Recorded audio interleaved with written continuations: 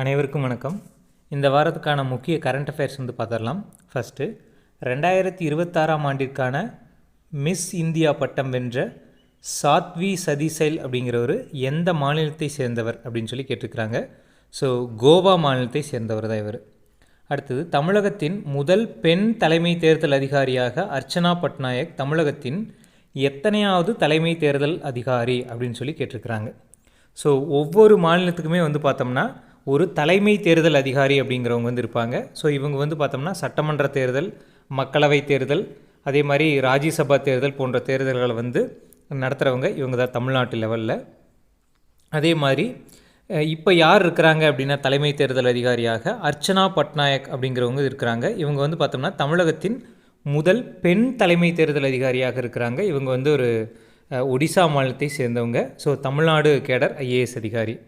இவங்க எத்தனையாவது தலைமை தேர்தல் ஆணையர் அப்படின்னு சொல்லி கேட்டிருக்கிறாங்க. தலைமை தேர்தல் அதிகாரி அப்படின்னு சொல்லி கேட்டிருக்காங்க 30வது. இது வரைக்கும் 29 பேர் தமிழ்நாட்டுக்கு தலைமை தேர்தல் அதிகாரியாக இருந்திருக்கிறாங்க. ஆனால் இவங்க மட்டும்தான் பார்த்தோம்னா முதல் பெண் அதிகாரியாக இருக்கிறாங்க. அதுதான் இதில் கூடுதல் சிறப்பு. அடுத்தது தமிழகத்தில் 17வது சட்டசபை தேர்தலில் போட்டியிடும் மொத்த வேட்பாளர்கள் கேட்டிருக்கிறாங்க. மொத்தம் பார்த்தோம்னா 4023 வேட்பாளர்கள் பங்கேற்றிருப்பாங்க. ஸோ தேர்தல் முடிஞ்சது இல்லையா, இப்போ எத்தனை சதவீதம் ஓட்டு பதிவாக இருக்குது அப்படின்னு சொல்லி பார்த்தோம்னா 85.15%. 85.15% அப்படிங்கிறது ஓட்டு பதிவாக இருக்குது. அதிகமான வாக்குகள் வாங்கிய மாவட்டம் அப்படின்னு சொல்லி பார்த்தோம்னா கரூர் மாவட்டத்தில் பார்த்தோம்னா கிட்டத்தட்ட 92% வாங்கியிருக்கிறாங்க. அதே மாதிரி குறைவான மாவட்டம் அப்படின்னு சொல்லி பார்த்தோம்னா கன்னியாகுமரி மாவட்டம். இங்கே பார்த்தோம்னா 75% வாங்கியிருக்கிறாங்க. இது எக்ஸாமில் கேட்குறதுக்கு வாய்ப்பு இருக்குது, பார்த்து வச்சுக்கோங்க. அடுத்தது பெண்களுக்கு வாக்களிக்கும் உரிமையை முதலில் வழங்கிய மாகாணம் எது அப்படின்னு சொல்லி கேட்டிருக்கிறாங்க. ஸோ நம்ம சென்னை மாகாணம் தான். எப்படி அப்படின்னா ஸோ 1919 மாண்டேகு செம்ஸ்போர்ட் சீர்திருத்த சட்டம் அப்படின்னு சொல்லி ஒன்று கொண்டு வந்திருப்பாங்க பிரிட்டிஷ் அரசாங்கம். அதன்படி பார்த்தோம்னா மாகாணங்களில் பார்த்தோம்னா இந்தியாவில் உள்ள மாகாணங்களில் தேர்தல் அப்படிங்கிறது நடந்திருக்கும். அந்த வகையில் சென்னையிலையும் பார்த்தோம்னா சென்னை மாகாணத்தில், அதாவது மெட்ராஸ் மாகாணத்தில் தேர்தல் நடந்துச்சு. அப்போ நீதி கட்சி போட்டிகிட்டு இருப்பாங்க. அவங்க என்ன பண்ணியிருப்பாங்க அப்படின்னா அந்த முதல் தேர்தலே பார்த்தோம்னா பெண்களுக்கு வாக்குரிமை அப்படிங்கிறத வழங்கியிருப்பாங்க. இதே உலக நாடுகள் பார்க்கும்போது பெண்களுக்கு வாக்குரிமை வழங்கிய முதல் நாடு அப்படின்னு சொல்லி பார்த்தோம்னா நியூசிலாந்து தான். 1893 காலகட்டத்திலே பார்த்தோம்னா பெண்களுக்கு வாக்குரிமை அப்படிங்கிறத வழங்கியிருப்பாங்க. அடுத்தது உலக மலேரியா தினம் எப்போது கொண்டாடப்படுது அப்படின்னா ஏப்ரல் 25ஆம் தேதி உலக மலேரியா தினம் அப்படிங்கிறது கொண்டாடப்படுது. அதே மாதிரி ஏப்ரல் 21 என்ன தினம் அப்படின்னா தேசிய குடிமைப் பணிகள் தினம், சிவில் சர்வீஸ் டே அப்படின்னு சொல்லி சொல்லுவாங்க.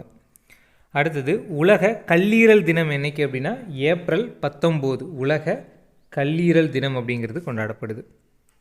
அடுத்தது G20 செயற்கைக்கோள் எந்த ஆண்டு ஏவப்படும் அப்படின்னு சொல்லி கொடுத்துருக்காங்க. 2027ஆம் ஆண்டு. அது என்ன G20 செயற்கைக்கோள் அப்படின்னு சொல்லி கேட்டிங்கன்னா ஸோ 2023 இந்தியா பார்த்தோம்னா G20 நாடுகளுக்கு தலைமை வச்சுருப்பாங்க. அதன்படி G20 உச்சி மாநாடு அப்படிங்கிறது இந்தியாவில் நடந்திருக்கும். ஸோ அதில் நம்ம பிரதமர் மோடி அவர்கள் ஒரு முன்னெடுப்பு எடுத்திருப்பார். ஸோ அதாவது கிளைமேட் சேஞ்ச், காலநிலை மாற்றம் தொடர்பாக, அதே மாதிரி சுற்றுச்சூழல் தொடர்பாக ஒரு செயற்கைக்கோளை பார்த்தோம்னா ஏவி ஸோ அதனுடைய துல்லியமான தகவல்களை பார்த்தோம்னா பூமியினுடைய சுற்றுச்சூழல் சம்பந்தமான துல்லியமான தகவல்களை G20 நாடுகளுக்கு பகிர்ந்தளிப்பது தான் இதனுடைய முக்கியமான நோக்கமாக இருக்குது. ஸோ அதான் இங்கே கொடுத்துருக்காங்க. அடுத்தது இஸ்ரோவினுடைய தற்போதைய தலைவர் யார் அப்படின்னு சொல்லி கேட்டிருக்காங்க. வி நாராயணன் அப்படிங்கிறவர் தான் இருக்கிறார். இதுக்கு முன்னாடி யார் இருந்திருப்பாங்கன்னா சோம்நாத் அப்படிங்கிறவர் இருந்திருப்பார். அதுக்கு முன்னாடி பார்த்தோம்னா கே சிவன் அவர்கள் இருந்திருப்பாங்க. இஸ்ரோ எப்போது தோற்றுவிக்கப்பட்டது? Indian Space Research Organisation. இது பார்த்தோம்னா 1969 ஆரம்பிச்சிருப்பாங்க. அடுத்தது தவறான கூற்று அப்படின்னு சொல்லி ஒரு 4 ஸ்டேட்மெண்ட் கொடுத்துருக்குறாங்க. மக்களவையினுடைய தற்போதைய தலைவர் யார் அப்படின்னா ஓம் பிர்லா அவர்கள் இருக்கிறாங்க சபாநாயகராக. அதே மாதிரி ராஜ்யசபாவினுடைய தலைவராக இருப்பது யாருன்னா சிபி ராதாகிருஷ்ணன், தமிழ்நாட்டை சேர்ந்தவர். ஸோ இவர் பார்த்தோம்னா அதாவது குடியரசு துணைத் தலைவராகவும் இருக்கிறாரு. அடுத்தது ராஜ்யசபாவினுடைய துணைத் தலைவர் கேட்டிருக்கிறாங்க. ஸோ ஹரிவன்ஸ் நாராயணன் அப்படிங்கிறவர் தான் தேர்ந்தெடுக்கப்பட்டிருக்கிறார். இவர் வந்து பார்த்தோம்னா சமீபத்தில் தான் வந்து பார்த்தோம்னா தேர்ந்தெடுக்கப்பட்டிருப்பார், ராஜ்யசபாவினுடைய துணைத் தலைவர். அடுத்தது மக்களவையினுடைய துணைத் தலைவர் மல்லிகார்ஜுன கார்கே அப்படின்னு சொல்லி கொடுத்துருக்காங்க, தவறு. ஸோ மக்களவைக்கு வந்து பார்த்தோம்னா கிடையாது. ஸோ மல்லிகார்ஜுன கார்கே அவர்கள் வந்து பார்த்தோம்னா அதாவது காங்கிரஸ் கட்சியினுடைய தலைவராக இருப்பார். காங்கிரஸ் கட்சி சார்பாக மாநிலங்களவையினுடைய தலைவராகவும் இருப்பார் இவர். அதாவது காங்கிரஸ் கட்சியினுடைய மாநிலங்களவை குழு தலைவர் யார் அப்படின்னா அது மல்லிகார்ஜுன கார்கே அவர்கள் தான். அடுத்தது செஸ் வீராங்கனை வைஷாலி எந்த மாநிலத்தை சேர்ந்தவர் அப்படின்னு கேட்டிருக்காங்க. ஸோ தமிழ்நாட்டை சேர்ந்தவர் தான். அடுத்தது மக்களவையில் சமீபத்தில் தாக்கல் செய்யப்பட்ட மசோதாக்கள் கேட்டிருக்கிறாங்க. சமீபத்தில் வந்து பார்த்தோம்னா தொகுதி மறுவரையை மசோதா 2026, அதே மாதிரி 131வது அரசியலமைப்பு திருத்த மசோதா 2026. ஸோ அதுக்கப்புறம் யூனியன் பிரதேசங்கள் சட்ட திருத்த மசோதா 2026. இந்த 3 மசோதாக்களுமே வந்து தாக்கல் செய்யப்பட்டிருக்கும். இந்த 3 மசோதாக்களுமே வந்து பார்த்தோம்னா நிறைவேறலை. ஏன் அப்படின்னா இது வந்து ஒரு கான்ஸ்டியூஷன் அமெண்ட்மெண்ட் ஆக்ட் அப்படிங்கிறதுனால 2/3 மெஜாரிட்டி இல்லாதனால இந்த மசோதா வந்து தோல்வி அடைஞ்சதாக அறிவித்து இந்த மசோதாவை வந்து வாபஸ் வாங்கியிருப்பாங்க. இது என்னென்னா டீலிமிட்டேஷன் சம்மந்தமாக. அடுத்தது இந்திய துணை குடியரசுத் தலைவர் சிபி ராதாகிருஷ்ணன் அவர்கள் 19/4/2026 அன்று பயணித்த நாடு எது அப்படின்னு சொல்லி கேட்டிருக்காங்க. ஸோ அவர் வந்து இலங்கைக்கு போயிருப்பார். ஸோ அப்போது வந்து பார்த்தோம்னா முக்கிய ஒப்பந்தங்கள் அப்படிங்கிறது கையெழுத்தாயிருக்கும், அது தொடர்பாக வந்து கொடுத்துருக்குறாங்க.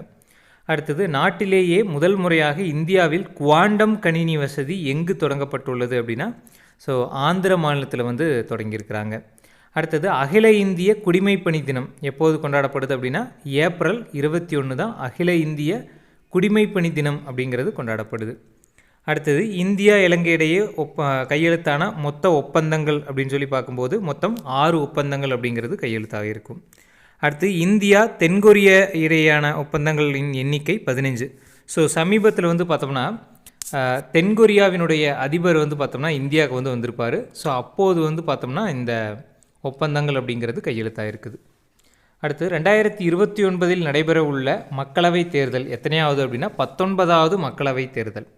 2029 நடக்கிறது 19வது மக்களவை தேர்தல். அடுத்தது உலக பாரம்பரிய தினம் என்னைக்கு அப்படின்னா ஏப்ரல் 18.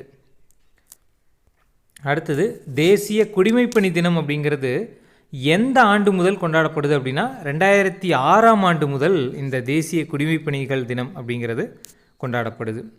அடுத்தது 16வது லோக்சபாவில் அதிக பெண் எம்பிக்கள் கொண்ட கட்சி அப்படின்னு சொல்லி பார்க்கும்போது பாஜக வந்து வச்சுருக்கிறாங்க. ஸோ இதை தான் வந்து பார்த்தோம்னா இந்த மக்களவை மற்றும் மாநில சட்டமன்றங்களில் 33% அப்படிங்கிறது இடஒதுக்கீடு வழங்குறதுக்காக தான் இந்த 131வது கான்ஸ்டியூஷன் அமெண்ட்மெண்ட்டில் ஒரு திருத்தம் கொண்டு வந்திருப்பாங்க. இந்த 33% இடஒதுக்கீடு அப்படிங்கிறது 2023லேயே வந்து 106வது சட்ட திருத்தத்தின் மூலமாக கொண்டு வந்துட்டாங்க. அதில் வந்து பார்த்தோம்னா டீலிமிட்டேஷன், அதாவது மக்கள் தொகை கணக்கெடுப்பு வந்து 2027 எடுத்து அதுக்கப்புறம் வந்து நாங்கள் 33% இடஒதுக்கீடு கொடுப்போம்னு சொல்லி 106வது சட்டத்திருத்தத்தில் சொல்லிட்டாங்க.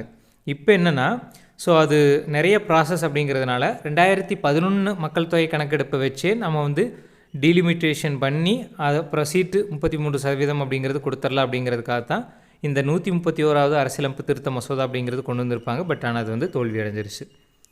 அடுத்தது சரியான கூற்று எது அப்படின்னு சொல்லி கொடுத்துருக்காங்க. உச்சநீதிமன்றத்தினுடைய தற்போதைய தலைமை நீதிபதி யார் அப்படின்னா சூரியகாந்த் அப்படிங்கிறவர் வந்து இருக்கிறாரு. அடுத்தது சென்னை உயர்நீதிமன்றத்தினுடைய தலைமை நீதிபதி யாருன்னா சுஸ்ருத் அரவிந்த் தர்மாதிகாரி அப்படிங்கிறவர் வந்து இருக்கிறாரு. இந்திய தலைமை தேர்தல் ஆணையராக இப்போ இருக்கிறது யார் அப்படின்னா ஞானேஷ்குமார் அப்படிங்கிறவர் வந்து இருக்கிறாரு. தமிழகத்தில் தலைமை தேர்தல் ஆணையராக இருப்பது யார் அப்படின்னா அர்ச்சனா பட்நாயக் அப்படிங்கிறவங்க வந்து இருக்கிறாங்க. அடுத்தது நம்ம ஐடென்டி கார்டு இருக்கு இல்லையா, அதுக்கெல்லாம் வந்து பார்த்தோம்னா எத்தனை இலக்கங்கள் அப்படிங்கிறத நம்ம பார்த்து வச்சுக்கணும். அது ரிலேட்டடாக கொடுத்துருக்குறாங்க. ஆதார் நம்பரை பொறுத்தளவுக்கு வந்து பார்த்தோம்னா 12 டிஜிட் நம்பராக இருக்கும். அதே மாதிரி பேன் கார்டை பொறுத்தளவுக்கு 10 டிஜிட்டு. அதே மாதிரி நம்ம ரேஷன் கார்டு அப்படிங்கிறதும் 10 நம்பர் தான். அதே மாதிரி வாக்காளர் அடையாள அட்டை எண்ணும் 10 நம்பர் தான். இங்கே 11 அப்படின்னு கொடுத்துருக்காங்க இல்லையா, இதுவுமே வந்து பார்த்தோம்னா 10 நம்பர் தான். இது ரிலேட்டடாக வந்து பார்த்தோம்னா எக்ஸாமில் வந்து கேள்விகள் வர அதிக வாய்ப்புகள் இருக்குது. தேங்க்யூ.